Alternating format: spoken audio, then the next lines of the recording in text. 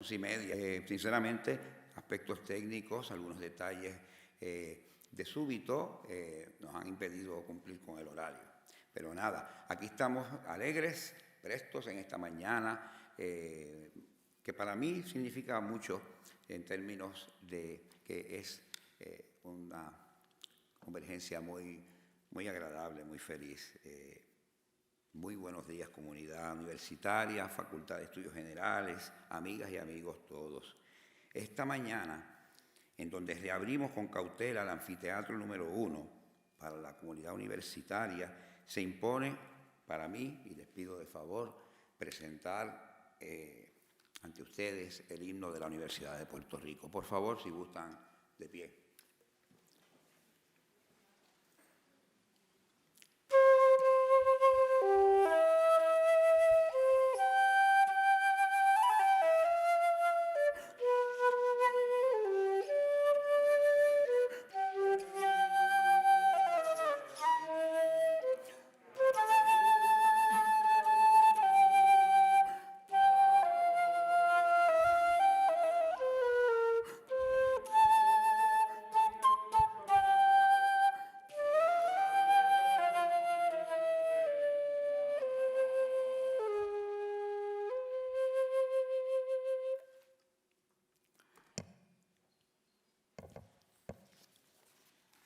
Los seres humanos somos especiales. 11.000 millones de años después del nacimiento del universo, las condiciones fueron adecuadas para que los océanos que borboteaban ricos en minerales del planeta que llamamos Tierra generaran vida.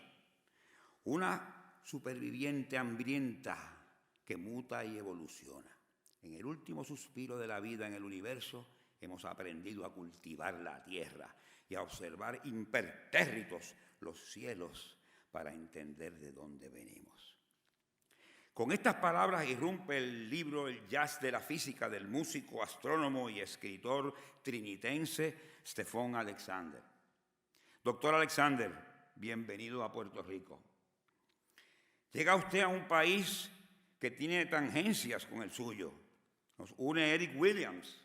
Sabrá usted que Eric Williams estuvo en esta universidad haciendo estudios, investigaciones en una época crucial de nuestra historia. Trabajó sobre el tema del racismo. Eric Williams nos une como caribeños, como intelectuales y como prometedores, esperanzadores del presente doctor Stephan Alexander. Llega usted a una facultad que tiene el placer y el deber de absorber a los estudiantes de primer año, cuya energía es invaluable para nosotros. Es también la facultad de la integración del conocimiento y de las aspiraciones al cultivo de la inter y la transdisciplinariedad. Es la facultad de seminarios y de foros como el de hoy que propician convergencias de epistemes y ecología de saberes. Dicen que el jazz es música para músicos, hermético y virtuoso arte al deleite de sensibilidades muy cultivadas y de la física y de sus complejidades. ¿Cuántas cosas se dicen? Lo menos que es dura. Para acercarnos y ablandar un poco esos terrenos a la vida y obra de este antillano bravío, esplendoroso y visionario, viajero del saber, dejo con ustedes al responsable de esta actividad. Por favor, recibamos con un aplauso al profesor Carlos Vicente Prado.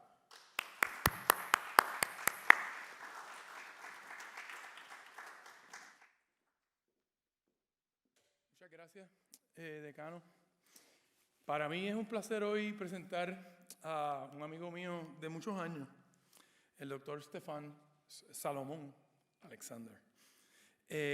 La carrera del doctor Alexander es muy impresionante e inspiradora, y les aseguro que es un privilegio tenerlo aquí con nosotros hoy, por lo menos para mí, y estoy seguro que se darán cuenta para ustedes también. Como ya dijo el decano, Stephan es un hermano caribeño de la isla de Trinidad. Yo digo que él es 3 veces hermano mío. A edad temprana lo trasladaron a Estados Unidos, donde se crió en el Bronx. Automáticamente eso lo hace por lo menos 50% boricua. Entonces, allí el maestro que tenía, que era maestro de física y de música, ¿verdad? El doctor Kaplan, entiendo que ese era el nombre, lo inició en su interés y amor por la física. Así que ya desde el principio él andaba con esas intenciones de integración de los saberes. Él estudió en Haverford College, donde fue atleta, eso no lo sabe mucha gente, atleta de corredor, distancias cortas, 800 metros, y ingresó a Brown. Allí nos conocimos. El interés por la física ya en Brown estaba empezando a balancearlo con el desarrollo de su carrera musical. Los estudios de nuestro invitado son relacionados a la gravedad cuántica, ¿verdad? Disciplina que busca integrar las más grandes escalas en tamaño con las más pequeñas. La inmensidad del cosmos con lo más microscópico, el diámetro concebible de un electrón. Y esa idea integracional es bien interesante para nosotros, ¿verdad?, en esta facultad. Buscar los vínculos entre cosas aparentemente dispersas. Después de Brown, Stephon se traslada a Imperial College en Inglaterra y allí continuó desarrollando sus investigaciones. Para esa época más o menos es que él es de los co-inventores o proponientes de la teoría de los D-brains. Es una extensión de la teoría de las cuerdas, pero a membranas de más de una dimensión.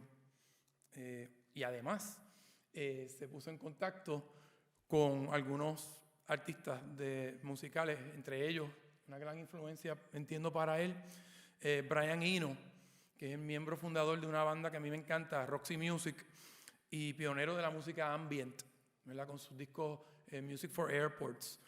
Además, él ha sido productor, por ejemplo, de U2 y Coldplay, y fue mentor de Stephon en el ámbito musical. Si me pongo a hablar de la carrera académica de él, que continúa, pues también nos podemos extender un poco de más. Pero trabajó en el Stanford Linear Accelerator Center, haciendo investigación de física de partículas y su relación con la cosmología. Luego ha sido miembro de la facultad de Penn State, de Dartmouth, su escuela original, Haverford, donde cuando estaba ahí, esta no es la primera vez que hay interacción entre Stephon y la UPR. Él me envió un estudiante para un internado de verano, a Joe Vito. Remember that. Actualmente él es presidente de la sociedad National Society of Black Physicists, que me informa él que está integrada con el National Society of Latin Physicists también. Así que ahí, pues también otro vínculo más. Ha recibido numerosos reconocimientos como el National Geographic Emerging Explorer, el NSF Career Award por sus investigaciones y el APS E. Bruchette Award, entre otros que también no voy a seguir mencionando por falta de tiempo. Es director ejecutivo del Science and Arts Engagement New York City, conocido como SEANI. Okay. Además, otro detalle, ha sido asesor de ciencias para películas de Hollywood, la más reciente siendo A Wrinkle in Time de Disney, que mis hijas la han disfrutado. Como músico, pues tienen muchos logros. Estuvimos disfrutando de su disco, se llama, producido en colaboración con Ryux, que se llama Everything and More. Y él me acaba de mencionar que la última canción es dedicada a Puerto Rico, porque cuando en su juventud él pasaba tiempo en las playas de Aguadilla con sus amigos conocidos por allá. Así que yo Stephan lo conozco hace mucho tiempo. Él, cuando yo llegué a Brown, él ya estaba, él me acogió, me enseñó el ámbito social e intelectual de allí. De hecho, para mí ha sido una gran influencia en cuanto al conocimiento del jazz. Si no fuera por él me prestaba, debido a los préstamos de discos de Coltrane y de Miles Davis, es que yo tengo ese conocimiento. Así que también otra cosa que nos une, somos compañeros de lucha, juntos nos enfrentamos a los exámenes y esas cosas. En fin, podría estar los exámenes de grado, el temido qualifier, que tenía un nombre, hasta el nombre daba miedo, era un cuco. Y lo salimos airosos. Y yo podía estar aquí haciendo anécdotas sobre nuestro invitado 1 hora más y seguro que no los aburro, pero para resumir voy a decir que los intereses diversos del doctor Alexander ejemplifican la aspiración renacentista del saber unificante e integracional que nosotros en esta facultad nos esforzamos por impulsar. Vamos a darle una calurosa bienvenida al doctor Alexander con un aplauso.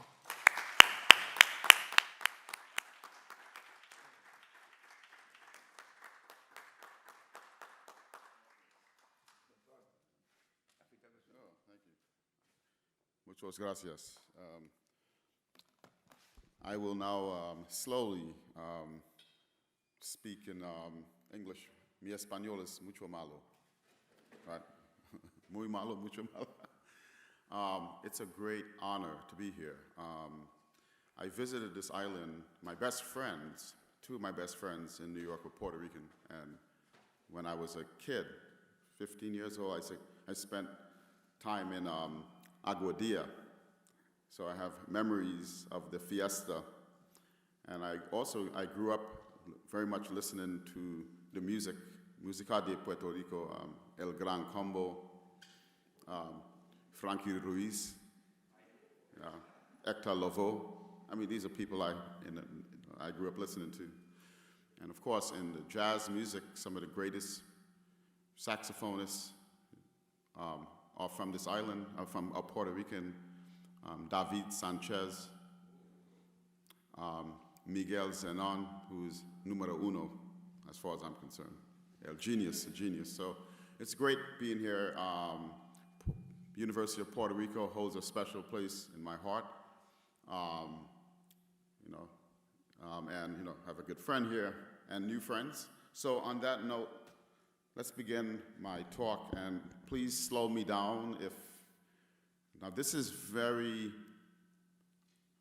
advanced stuff, okay? We are connecting música to Física. When I was joven, I was young, I loved music, but I was very curious. I was understanding everything. What's this? That's a scientist. And I didn't know what I wanted to be. Because as a young person, society tells you, or your friends, what is cool and what is not cool. And being a scientist back then was not cool, right? And being a person where I grew up, I think this mic needs to be shut off. I won't be using it. No problem. Get rid of it. Yeah, destroy the mic. Okay, you heard that. Hopefully that works better. I think also, if they take the volume, to pick up the volume down on this mic, it'll be better too. Let them know that. Esa es la importancia de también saber el sonido, ser sonidista. Yeah. Maybe if we just keep it further away. You probably don't even need a mic. Yeah. Okay, you can hear me still, right? Very good. So, how did that happen? I was trying to become a musician or a scientist. What should I do? I didn't want to make up my mind. And as a young person, you're told, be one or the other. Or if a scientist is cool and a musician is not cool and a musician is cool, maybe as a young person you want to be cool, right? So for me, it's very important to have influences. So back in the 80s, where I grew up in New York City in the Bronx, rap music was a thing young people were listening to in the 80s. Even still to today. I know that Bomba is back, right? What's that guy? Bad Bunny, right? Right. So it's now still the music, and there was a rapper. Well, where's my rapper? I guess I'm advanced. This guy, he was known to be the number one rapper named Rakim. And if you read one of his lines, he said, "That's what I'm saying. I drop science like a scientist. My melodies are cold the very next episode. Has the mic often distorted. ready to explode. I keep my mic at Fahrenheit, freeze MCs to make them colder. The listener system is kicking like solar. So notice he's using science words in his rap. And this was a #1 song in hip-hop music in the world.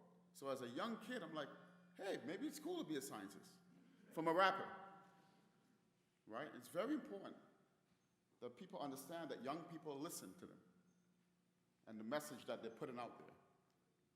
The other person was Albert Einstein. So Albert Einstein was known to be the greatest physicist, but he wasn't like a physicist. He was rode a bicycle, you know, he was his own self. He was his own person. Albert Einstein was his own person. And that made me feel like, oh, well, you know, I don't look like a scientist. I don't, right? I don't come from a scientific background. This guy could be himself, I could be myself. So these messages were important, influences, and you can still be maybe great one day. Another person was John Coltrane. Because Coltrane was also known to be one of the greatest jazz musicians, but he didn't limit himself to just the idea of the music. You see this diagram? That's Coltrane's own drawing, his own diagram, because he was reading Albert Einstein and trying to take Einstein's idea in physics and bring it into his music. Because he liked musicians are not only interested into this, right, in playing no music, but they're interested in exploring. A musician is also an explorer. Improvisation is like a science, and today, what I'm going to do is take you on a journey and show you the ways in which the physics of cosmology, cosmología, is that what you say? All right, it's Espanol, it's bueno. Is connected to physics. Now, I did go and become a scientist. In fact, Carlos and I, we suffered together in PhD program, and he became an experimentalist, and I became a theorist. Okay?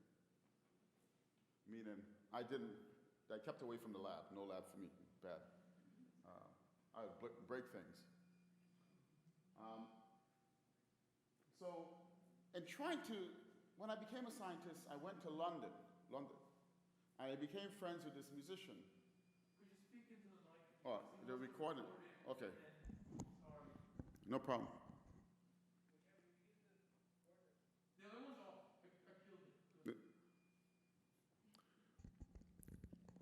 So I was saying, as I continued on my scientific career, and I went to London to study physics and do my research, coincidentally, I became friends with a musician, a producer,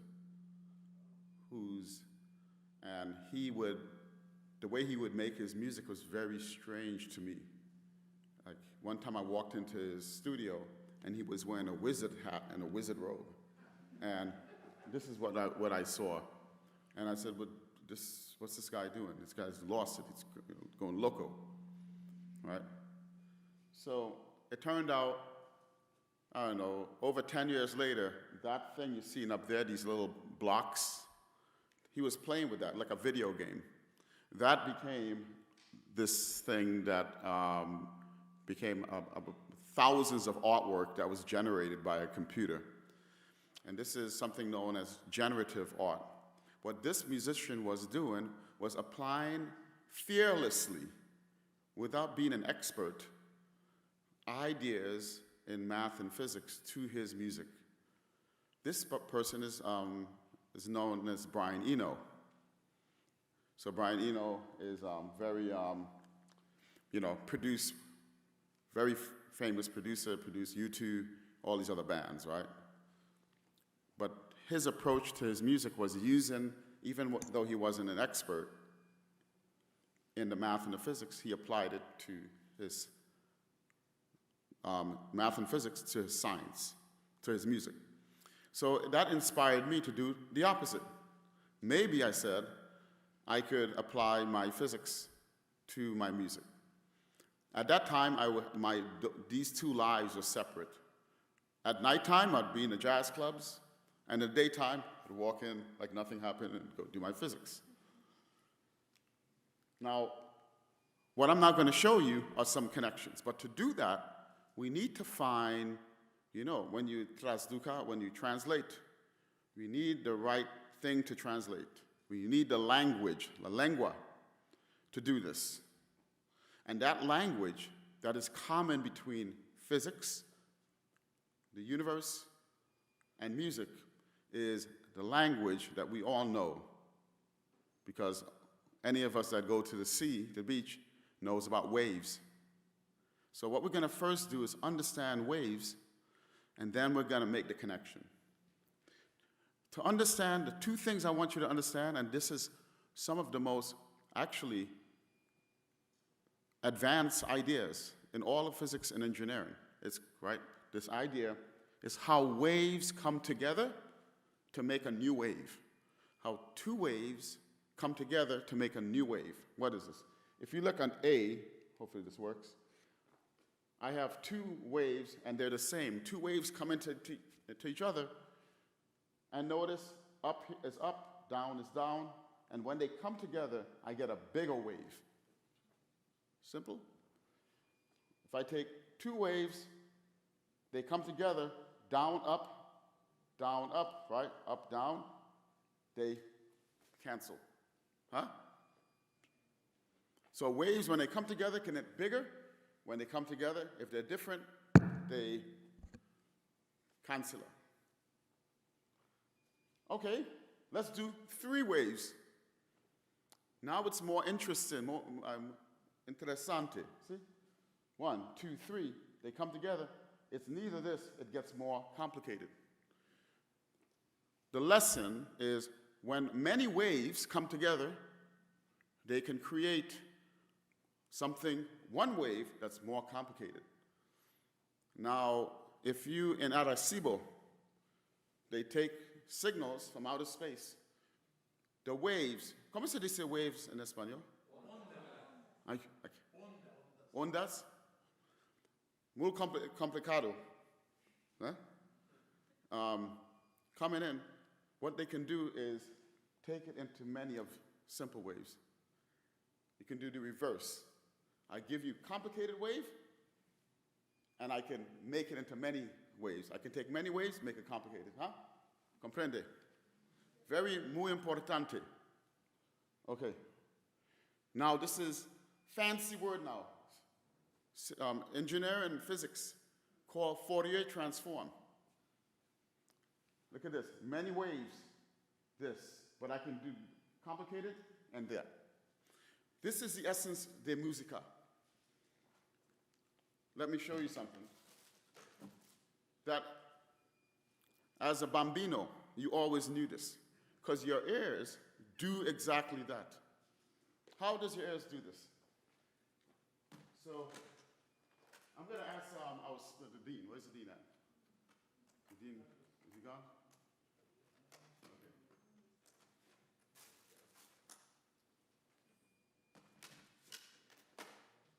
Okay, so what I'm going to do now is show you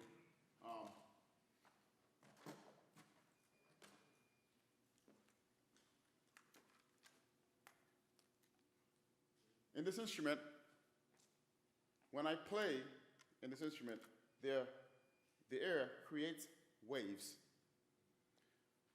The longest wave is the one up there. When I close this, all the holes are closed up, I get the longest wave.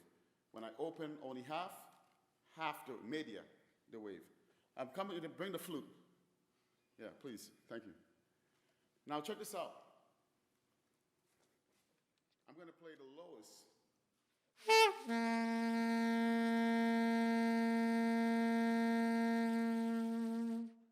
Okay. Now I'm going to go 1/2 of this. I'm going to get this. What do you get to pensar? It sounds like. Escucha.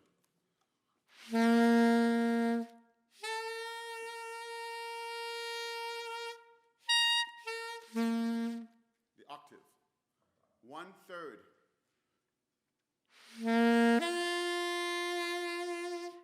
1/4. 1/4.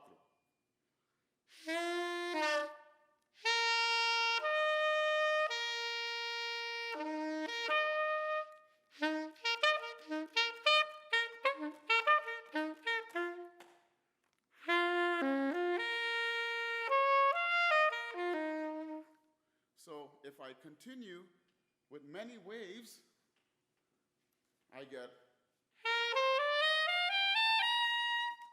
So the Fourier transform is just many waves. Now I would like you to play me. You're in C. Play me in. Play me. Play me. Let me see.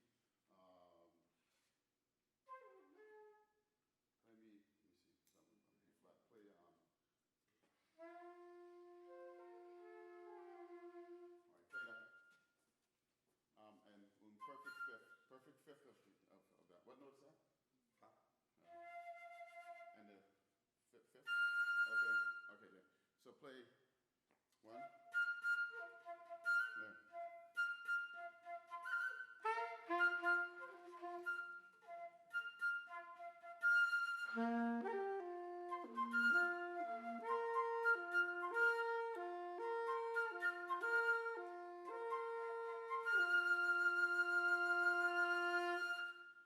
Thank you. So that is what you heard both of us together, right? You heard this, but separate, you heard these two. Together, you heard this. Separate, you heard this, okay? This is a key idea of nature. De matematica, de musica, see? All uno. Okay, you stay here, please, because I might need you again. Now, when I was in the escuela, didn't learn this. In the 1600s, when we were trying to understand the motion of planets going back to 500 BC, so almost 3,000 years ago, Pythagoras were trying to understand the motion of the planets. 2,000 years later, Kepler finally figured it out. We use this Kepler's law to discover new planets now, exoplanets. We use Kepler's law to fly airplanes. Okay, so it's the same law. Kepler understood this law by writing musical notes, that's to the planets. So even going back to the early days, music and science were one. Comprende? So scientists back then, Galileo, Kepler, Newton, used music to understand the science. So I wasn't loco, okay? Maybe a little bit.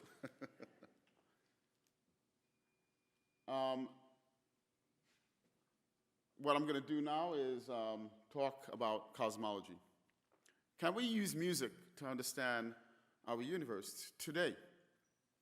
What you're looking at here is a picture. All right, could somebody tell me what this picture is of? Okay, it's a galaxy, but what in the picture is a galaxy?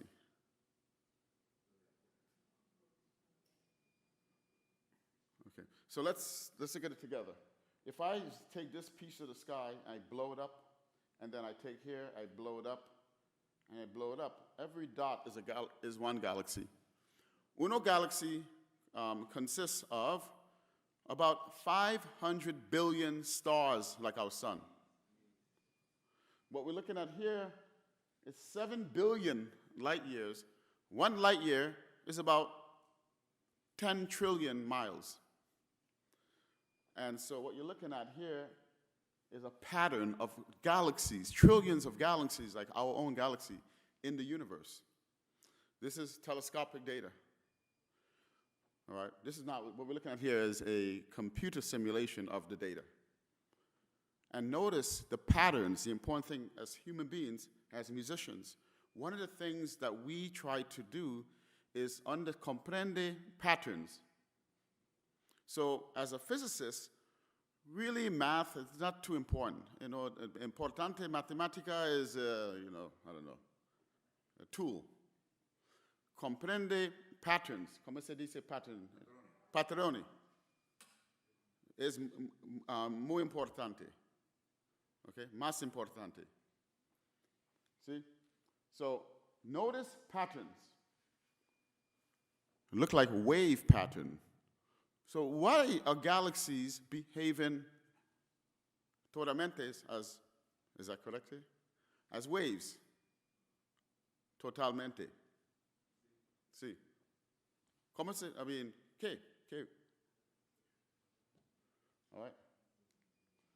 Now here's another picture. This picture, let me explain. Imagine you are a chicken inside of an egg. Okay? Pollo? No, that's not. Pollo, okay. Huevos is egg? Huevo. Okay. So inside, and you look around everywhere, and the thing. This is that, but now the chicken is in the universe, and it looks everywhere in the sky, everywhere, and looks at the light coming from everywhere in the night and the sky, and the light took 14 billion years to come to it. So it looks at that light that is 14 billion years old. How? How is that possible? Well, when you look at the light from the sun, from the sun, right, that light takes roughly 10 minutes to get to us. So when you see sunlight, you see it 10 minutes in the past because of 10 minutes to get to you. If somebody's driving, it takes 3 hours to get to you, right? So that's the same thing. It takes light time to get to us, so when it gets to us, we see it in the past. So this is a picture of the universe 14 billion years ago. Looks very different than this picture. How did it come from this to that? What is the physics that explains from this to that? That's what we want to understand. This looks strange. What is this? This is energy. The universe back then was very small, consisted of energia. And the energy, no galaxies, no stars, no planets, no people, just pura energy.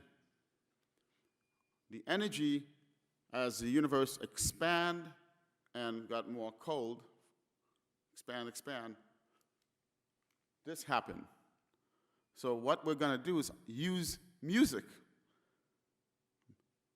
to understand this. To understand this now, and in physics and science, very important, it's very important when we see something we don't comprehend, we don't understand, it's very important for us to find the right way to look at it. You see, perspective. If it looks complicated one way, maybe if I look at it another way, it looks simple. That is our hope. Now, many people think that a scientist is somebody that's smart. No es correcto. Scientists, how do you say dumb? Tonto, see? We aspire to not be smart. We aspire to be tonto, right? Es thing muy complicado? No gusto, okay? Simple, tonto. So we're going to find a simple way to look at this. But sometimes we have to make hypothesis, a guess. Why make a guess? Well, it's called intuition. Just like a musician has to use intuition when you improvise. Same thing, no difference.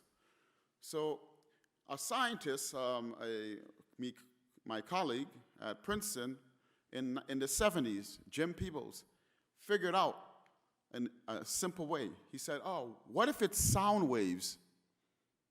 What if the energy is sound? That was a hypothesis, and he used the tools that we just discussed. So we're going to use the tools of the waves to understand this, okay? How do we do this?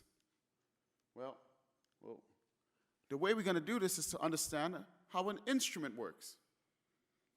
So I'm going to get you to play something for me. You're going to play this note.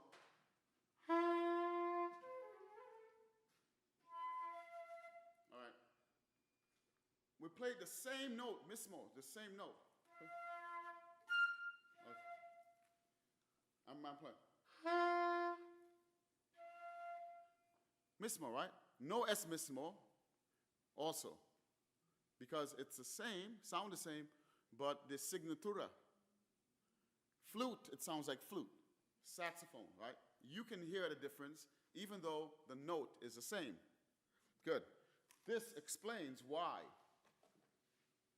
So a scientific tool we use is spectral analysis.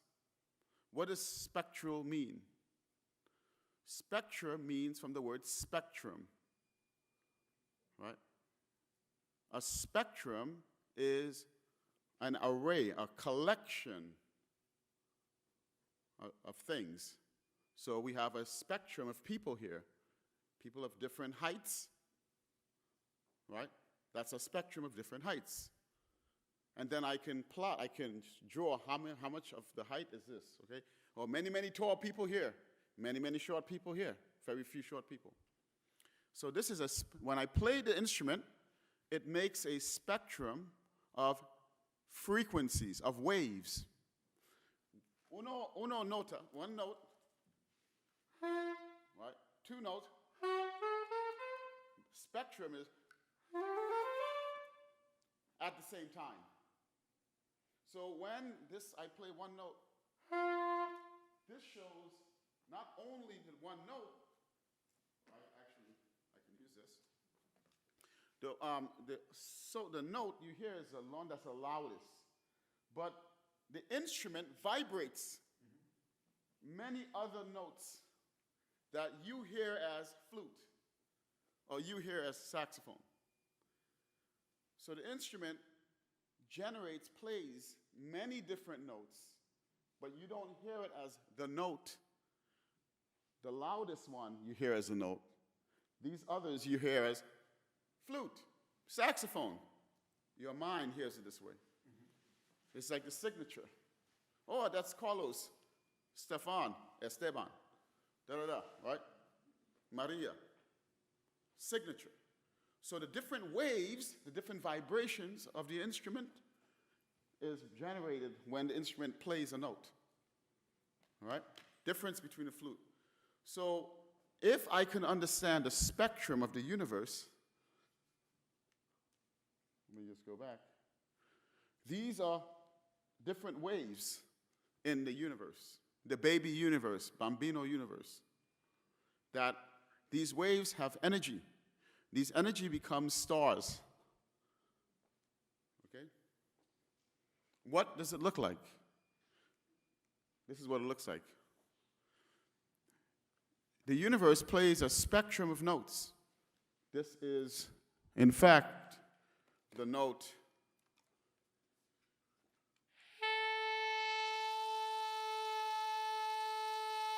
the A note, 440. The universe is playing 440, and the energy in that note, but it also plays these other notes here. Oh. And by knowing these notes, we can understand what the universe is made up of, the same way we can understand why a flute and a saxophone. So what is the lesson? We learn that two things. Our universe is behaving like an instrument. Don't ask me who's playing the instrument, but it's behaving like an instrument, and the energy is wave energy like an instrument, and the way it's vibrating gives a signature of the universe to tell me how this becomes this. So we are the music of the universe. Okay, that's the first lesson. Now, in jazz music, we just don't play music, we improvise. In fact, not jazz music, any music, most human music, right? I learned that actually in bomba music. I just learned this. Yeah, in bomba, right? That the dancer, the woman who dances, tells the drummer how to play. Well, she is improvising with dance, and that becomes the music, right? So we see that what humans do is we improvise. Right? When the salsa dancer is dancing, there's improvisation there to the music. So we do this a lot. And in jazz music, improvisation is numero uno práctica, right? So I believe that the universe also improvises this music, okay? So let's return back to John Coltrane. What does this diagram mean? It looks crazy, complicated. But what if I tell you it's actually very simple? Let me show you something. Remember I told you about in physics, it's about patterns and symmetry? You see patterns and symmetry, right? You see the star? What is this stuff, right? That is exactly what I showed you before, right?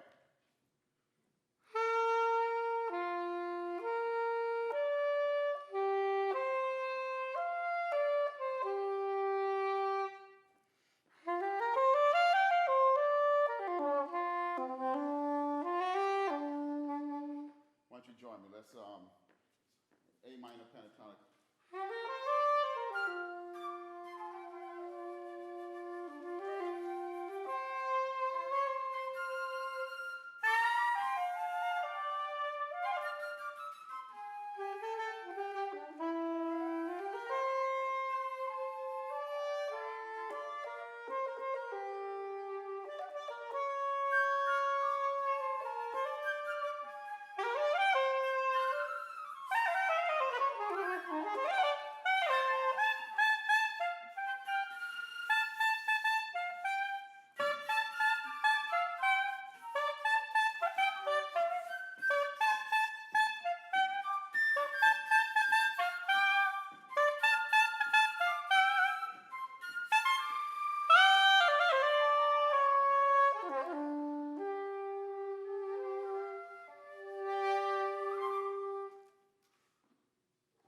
Thank you very much.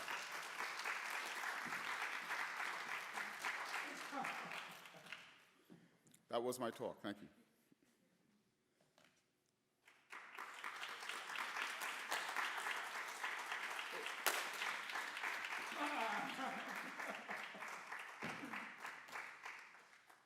Yeah.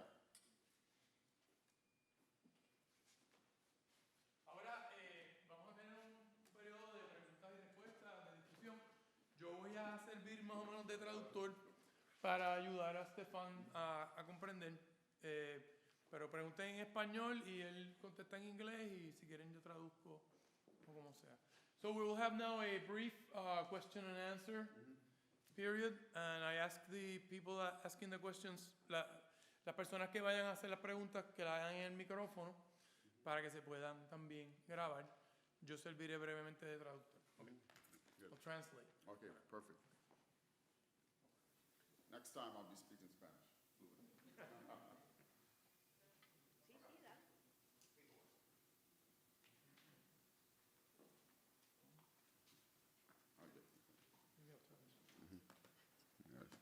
You can step to the center.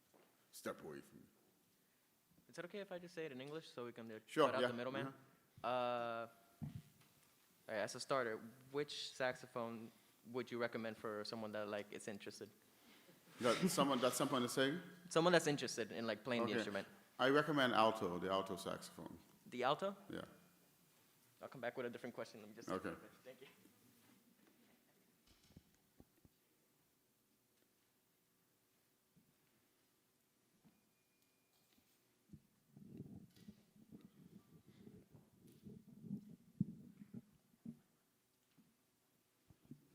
Yeah, hello.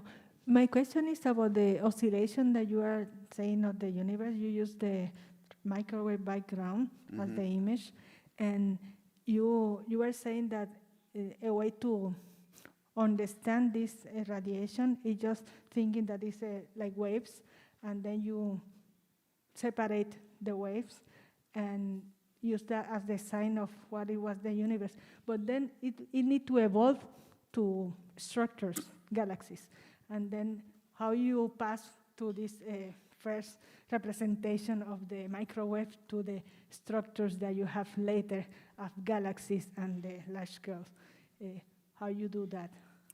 Yes, much of that is done with computers, because what happens is actually thanks for a good question. And the early universe is actually muy simple, very simple.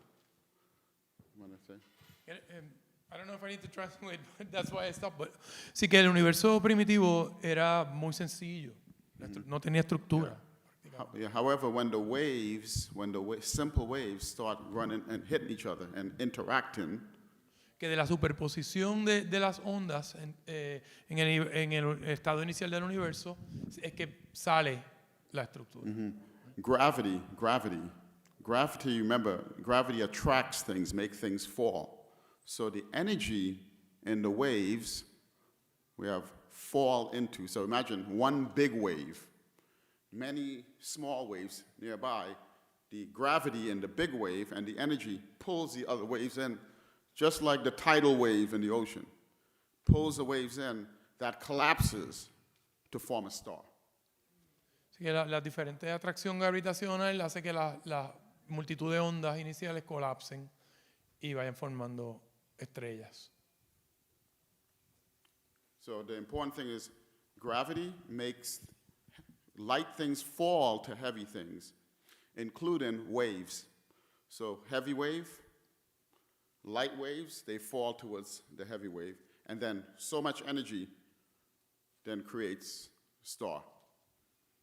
Of course, energy has to be released too, in form of radiation. Que en este proceso de la atracción gravitacional que fuerza las diferentes ondas a como coalescer, también hay liberación de energía, y ese es un proceso ya más, ¿verdad?, complicado. So initially, at first, is waves, very simple waves, like I showed, like musical waves, but very quickly it becomes more complicated waves. Sometimes call this nonlinear waves. Que hay unos procesos no lineales envueltos ahí, y esto es sencillamente un sabor inicial. And it requires very big computers to study this, yeah. Y con la ayuda de las computadoras pues lo puede esclarecer.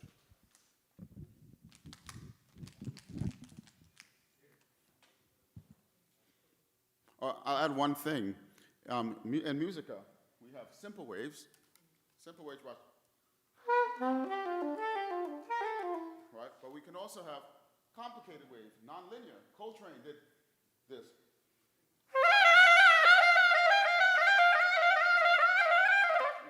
Very complicated waves too in jazz. Right? Tenor sax can do it better. Yeah.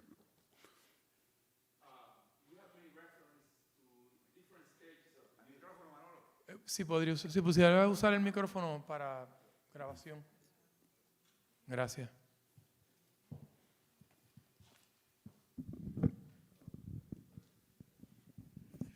You have made references to, and you too, to different stages and moments of the universe.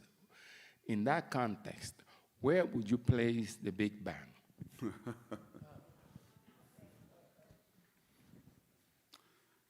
We do not understand the Big Bang.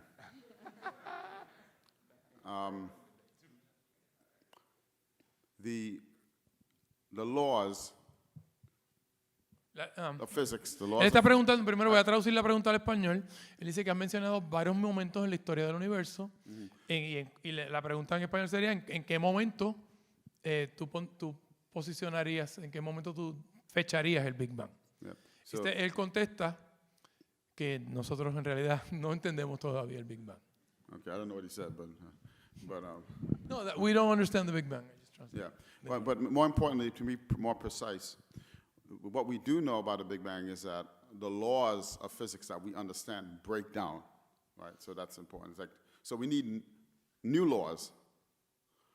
And we believe, physicists believe, because remember, in my second book, Fear of a Black Universe, I talk about what those new laws might look like. Voy a traducir. Él dice que pues, en el estatus actual no estamos todavía posicionados para entender el universo inicial, pero necesitamos unas leyes nuevas. Y en su libro Miedo a un universo negro, él habla de, aunque no tenemos las leyes, cómo tienen que ser o qué aspecto tendrán, por lo menos. Eso sí se está empezando a desarrollar. Okay, good question. Buena pregunta. I had a question. I'm still learning about this stuff. I'm really passionate about it. So you showed an image of the cosmic web at first and how like it went from a larger scale to really small galaxies and things. And then you showed an image of like the beginning of the universe. Once it basically not exploded, but it started expanding, right? The waves that at first were, I'm not quite sure what type of waves they were. They eventually, as the universe cooled down, the waves started transforming into different. They started elongating, like the wavelength. Stretching. Yeah, stretching. So the cosmic background radiation that we receive now, it's different from the one that was before, right? Yeah, the spectrum will remain the same, but the temperature or the energy will go down because the waves get stretched. Okay. So the height of the wave will come down, down, down. But the relative set of frequencies, the spectrum, will remain mostly unchanged. Okay, okay. Also, I'm really interested about this whole topic, both music and cosmology. Good. I was wondering how we could like contact you. I saw that there was like a web page or something. Yeah. Well, this is my local connection to UPR. Oh, yeah. Professor Perfect. Vicente. Okay, then we can go to your web page and find the books and everything, right? Yes, it's StephanAlexander.com. Okay, perfect. Thank you so much. Thanks for your interest, and keep it up. Yeah, I think you mentioned in your question, I think there was an important thing that I forgot to say, that the universe, we know it is expanding. Now, one of the things we do believe is that within the universe, we have waves of energy that become stars, but the universe expands. Some of us believe the expansion itself is a wave. So what does that mean? Here, if I say it's expanding, that's like something going up. But if it reaches a certain height in expansion, it gets big, big, big, it stops, and it comes back down, it goes like this, right? And if it expands and contracts, so we believe that also that the expansion of the universe is itself a wave. And we live in, the universe has many lifetimes, many cycles. So it's in that sense also that we can think of even the birth and the universe doesn't really die, right? Or there's really no Big Bang. It just goes through another phase, it comes expands, right? And we live in one such cycle, which is, I think, a very beautiful idea. But we'll wait to see that scientists like people like him that, build the experiments can tell us if we're right or wrong. Okay, we're dreamers, and we then have the real physicists that go and do real things, right? I'm just a dreamer. Okay. But I get paid to dream. That's A comment and a question. The first comment is when we talk about the Big Bang. Yeah. I teach the cosmology course here, and I also work in quantum gravity and stuff Okay. like that. So I don't want to get too technical, but when we talk about the Big Bang in cosmology, we have to remember that this is not a thing, it's a time, it's an event. It's when that happened. And it's the event that starts time. The Big Bang is when time starts to run. And we know it happened because it's a time. What we don't understand about the Big Bang is what caused it, what made it occur. And when we say we don't understand, it's, oh, I have no idea what to do about that. No, what we say we don't understand is that we have 200 theories that tells us how to cause it, but we don't know which one of them is the right one. So we're trying to figure out which of the ideas we have about how the Big Bang started is the correct one. This is what it means. I don't understand the Big Bang. It's not that I have no idea what happened there.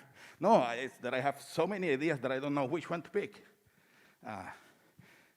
The question was, since I like this duality between sound and music and the universe, is that sound is waves in air, but lights are waves in the electromagnetic background. There are like baryonic oscillations in which there are waves that occur in the galaxies. Mm-hmm. So the galaxies are like the medium, and there are waves that you can see, and this is one of the proofs, for example, that the Big Bang really did occur. Mm-hmm. So is that also considered a kind of music? You know, the structure of the music is where you're playing music with the galaxies? Or, yeah, good question, good point. Yeah, I would say that going back to the idea of music, you know, the idea here is that the way humans conceive of music and the instruments that we use, right, it generates waves of all different sorts, right? And then within these waves, there are patterns that we can look for.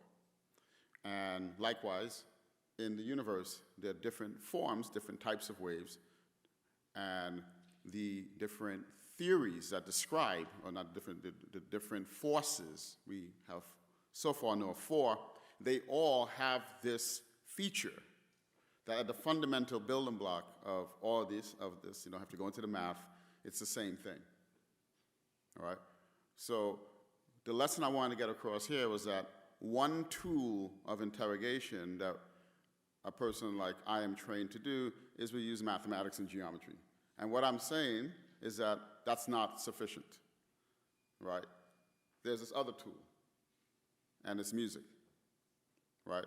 So it's not either or, but just like a painter has a palette of different colors to paint from, if we widen our palette to include music, then we have a better, I think, way of trying to understand the event that created an event.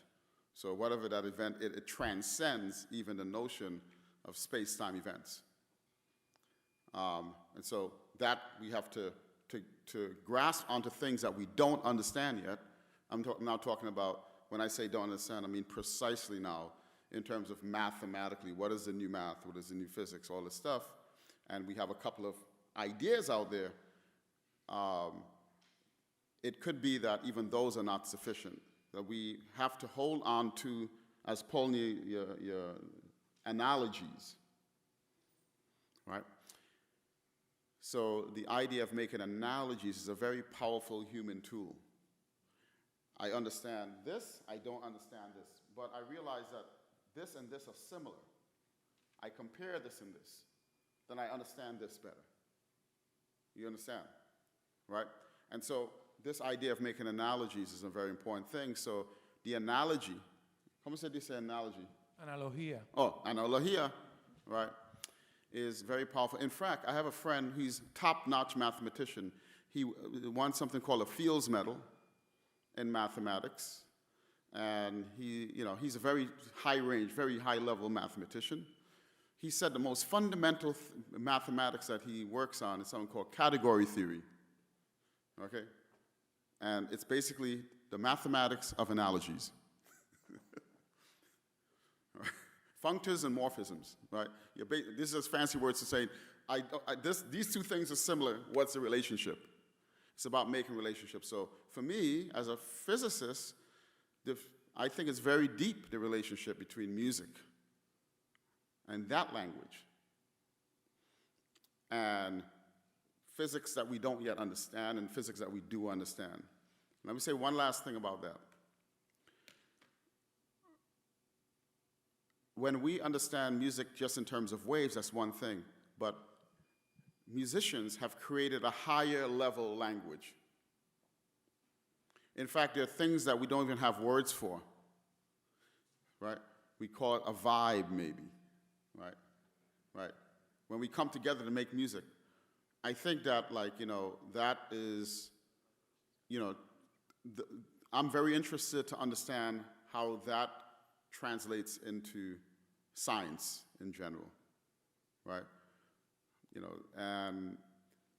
And that is in my second book, I talk about the idea of emergence, the emergence principle. How simple building blocks come together to create new phenomenon that cannot be predicted or understood in terms of the interactions of the simple things. Right? So I'll leave it at that. Thank you for that question.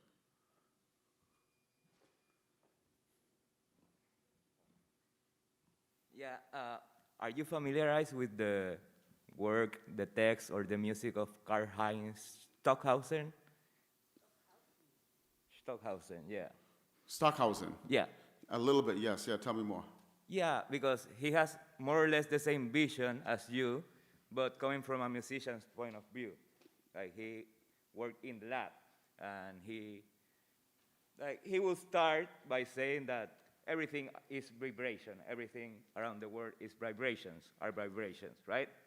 So he will slow down the frequencies below 20 hertz, and then make the difference between pulse and, a note. But he built upon that, and then in the 70s and 80s, he composed what he called music of the spheres, music of the universe. So I think it will be complementary to what you're talking about here. He also was a theorist and a composer, so he wrote about it. Just I'll definitely check that out more. Thank you. Cool.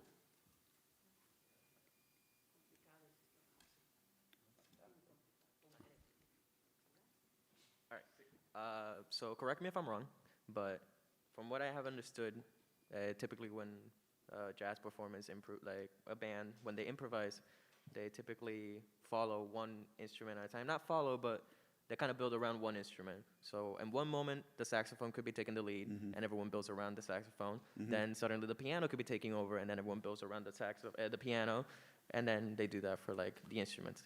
Is that correct? In lots of forms, yeah. Okay. Would you say that nature itself does that?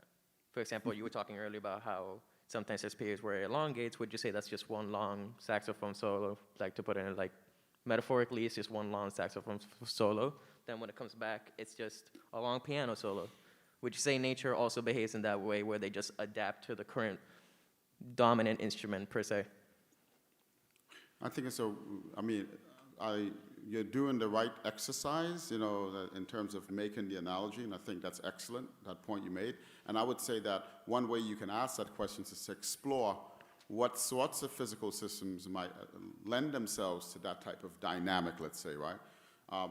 But to answer, you've given me that answer, I would say that, definitely if you look at systems and complicated orbitals, you have very complicated orbitals, or maybe you can make this analogy with, quantum mechanics and how you might think about the measurement problem, right? So there's many ways, I think, you can make this analogy. And the important thing about that, though, is that what I find it does, it stretches, so if, let's say, I been playing this for 30-something years, which I have been, like, for me to go and do exactly the same thing that I've learned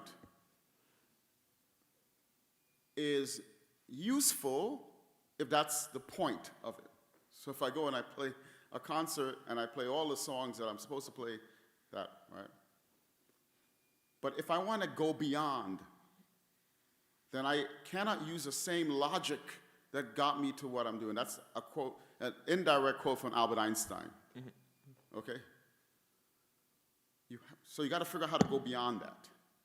So there is, when we think about physics and science, right, there's stuff you learn. What other people have taught you, that's fine. You need to master that and learn it. But to go beyond it, you can't just use the same tools. I see. You might need new tools, and that's what this is the exercise. And you did a great job of making that analogy, so keep it up.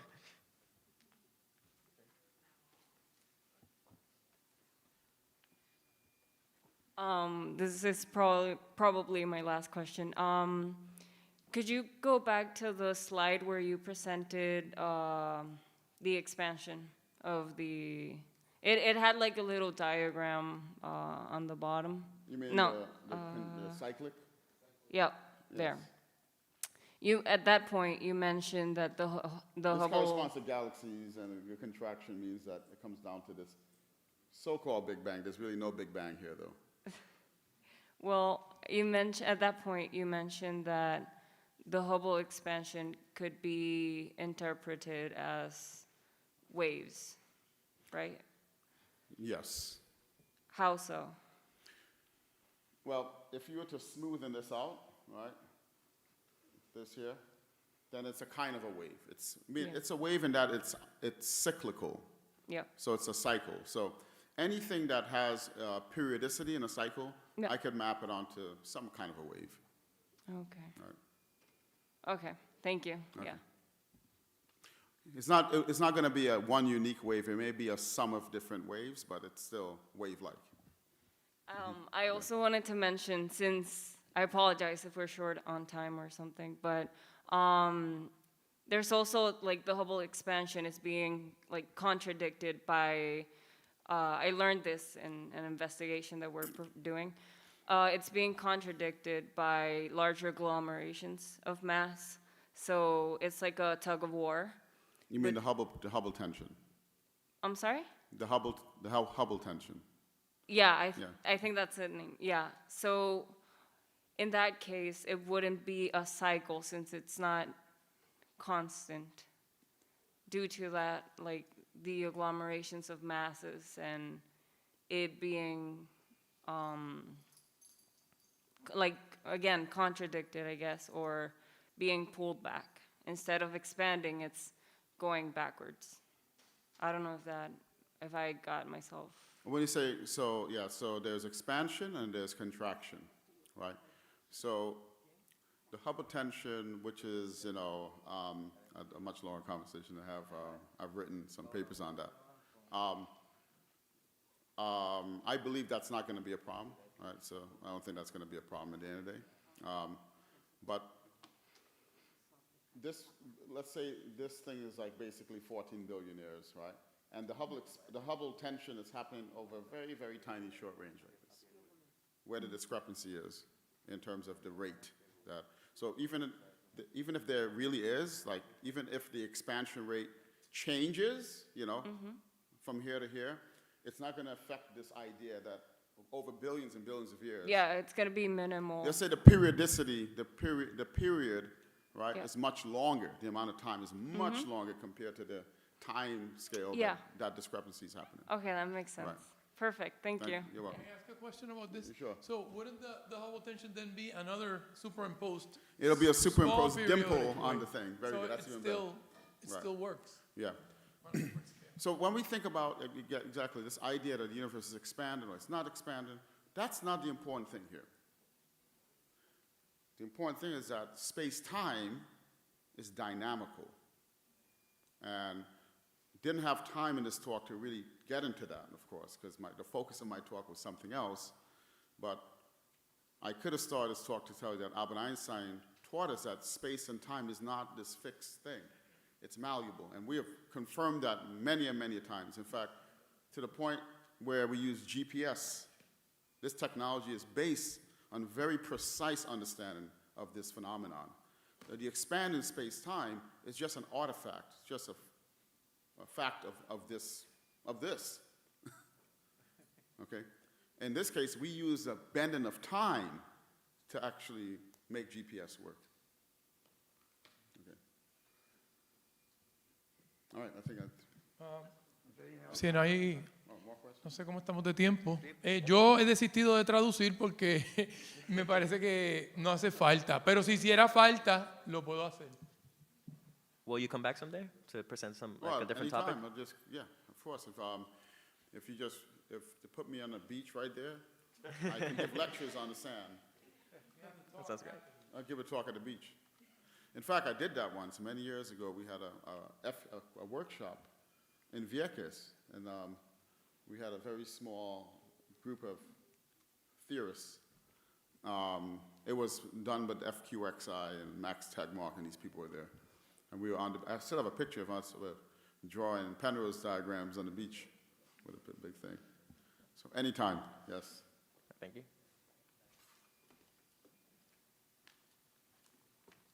¿Alguien más en la audiencia? Ana Luisa, adelante. Hello. A simple request. Would you like to play us Kepler's Mercury against Jupiter? Well, we have to look at that. Okay. What is it? Thank well, we'll have to bring back. There. You have to come and we'll do both. Yeah. Let's see. Jupiter's pretty. Okay. Where's Mercury? Oh, wow. Okay.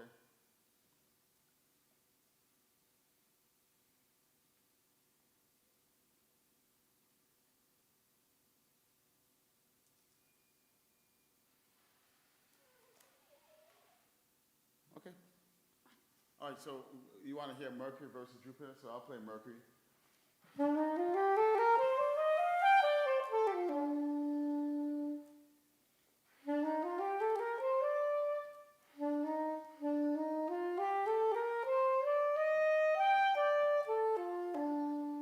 That's beautiful.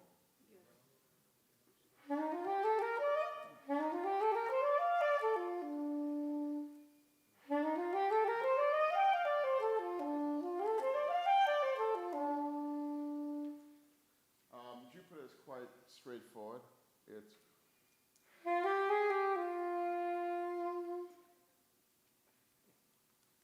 now that's interesting because Mercury is this was the one that no one understood, including Kepler, without Einstein, to figure out why Mercury is doing that. Okay, it's because of general relativity. The bending of space-time is creating this very elliptical motion, but that's where it's so interesting.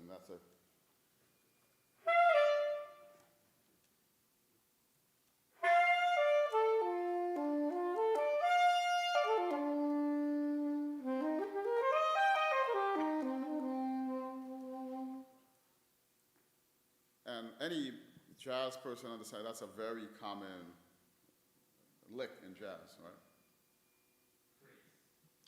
Phrase, lick, yeah.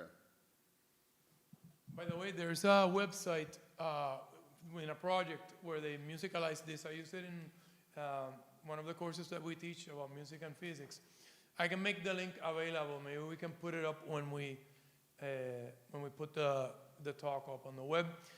Hay un enlace en donde esto lo musicalizan siguiendo básicamente lo que dijo Kepler. Y también incorporan los planetas que no están ahí, ¿verdad? Porque falta Neptuno, Urano, como percusión. Ya que como no figuran en la armonía de los mundos de Kepler, pues los incluyen como percusión. So the planets that were discovered posterior to Kepler's time have been incorporated in this musical model as percussion. So I'll send you the links. I use it in a course that we teach. It's from Okay, I'd like to check that out. music. Very cool. ¿Alguno más? ¿Alguien más? Bueno, doctor Alexander, muchísimas gracias por estar en Puerto Rico, por estar en la universidad y por presentarnos esta alegre y punzante conversación de saberes. Muchas gracias en nombre de la Facultad de Estudios Generales y todos los que estamos aquí. Vamos a brindarle un fuerte aplauso al doctor Alexander. Saludos, eso es. Y gracias al doctor Vicente por propiciar este encuentro. Está en su casa. Muchas gracias y buenas tardes a todos y todas.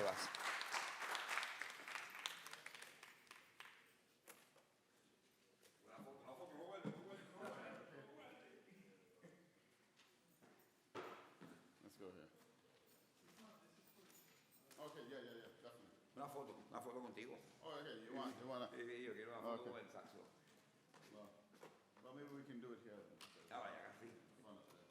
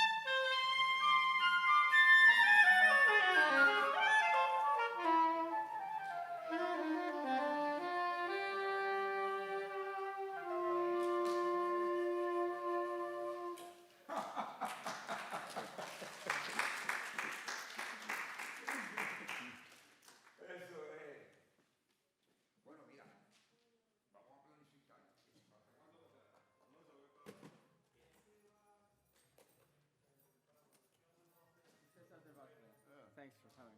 Thank you. To the mathematics of analogy, what was that topic? Oh, yeah. No, I was asking a friend of mine. The math.